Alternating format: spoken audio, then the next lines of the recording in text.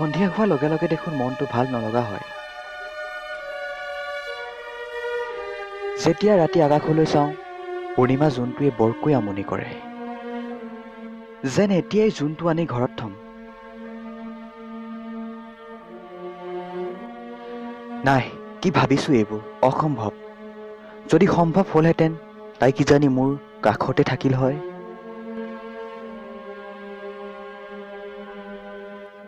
বহুত মনত পৰে তাইক, প্ৰতিটো পূৰ্ণিমাত কটোৱা সেই নিজান সন্ধিয়াবোৰ।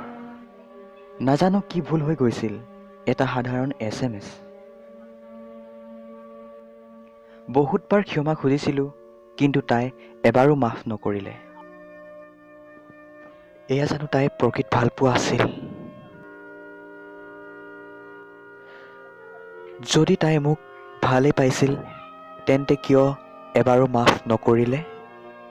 কথা এষাৰ আছে নহয়, যিকোনো বস্তুৱেই বেছি হ'লে বেয়া।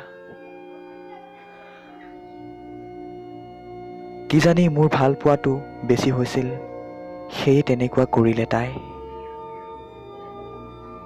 তাই সুখী হওক, তাৰে কামনা।